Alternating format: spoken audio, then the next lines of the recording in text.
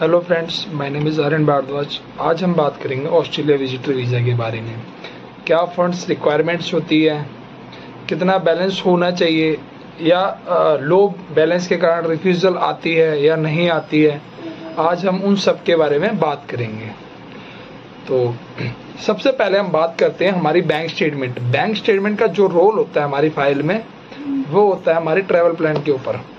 जैसे कि सबसे मेन जो रोल होता है वो हमारे ट्रैवल एक्सपेंसेस पे होता है। हमारा होटल, टिकट, वहाँ का डे बाई डे का सारा खर्चा, स्टेटमेंट का सिर्फ इतना सा रोल होता है। उसके बाद अब हम बात करते हैं कि हमारे को कितना बैलेंस चाहिए होता है ऑस्ट्रेलिया वीज़ा के लिए। ऑस्ट्रेलिया वीज़ा के लिए कोई बैलेंस की रिक्वायरमेंट नहीं करी है एम्बेसी ने। ऑस्ट्रेलिया का बैलेंस जो होना चाहिए वो 3.5 से 4 लाख रुपए के बीच में अराउंड में होना चाहिए, और उससे ऊपर है तो वेल एंड गुड है। और उसके बाद अगर आपके साथ एडिशनल में आपकी वाइफ, आपका बच्चा, कोई भी अगर जाता है तो 1.5 लाख ऐड होना चाहिए। मीन्स मान लीजिए आपने 3 लाख रुपए उसमें अकाउंट में ऐड कर रखे हैं, तो उसमें 1.5 लाख और ऐड हो जाएगा, तो आपका हो गया 4.5 लाख रुपए। तो ये आपका बैलेंस होना चाहिए। उसके बाद अब हम बात करते हैं हमारे स्टेटमेंट में अगर बैलेंस लो है तो उस केस में क्या हमारा वीजा रिफ्यूज हो जाएगा? सर, बैलेंस लो है ये फैक्टर हो सकता है, ओनली फैक्टर नहीं हो सकता।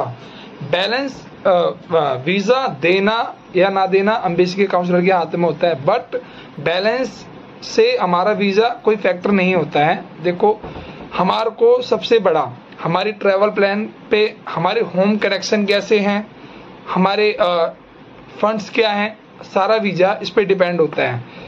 एक आती है फाइल कि सर बिल्कुल लो बैलेंस होना। लो बैलेंस का मतलब है कि जब आपके पास, जाहिर सी बात है, आपके पास खर्चा नहीं है कि मैं वहां जाऊंगा, कि आपकी टिकट का, होटल का, कैसे आप मतलब आप क्या ऑस्ट्रेलिया पे डिपेंड होने के लिए जा रहे हैं, तो जब है कि आपको फाइल नहीं करनी चाहिए। उसके बाद बात करते हैं क्या एम्बेसी हमारी स्टेटमेंट को वेरीफाई करती है या नहीं करती है।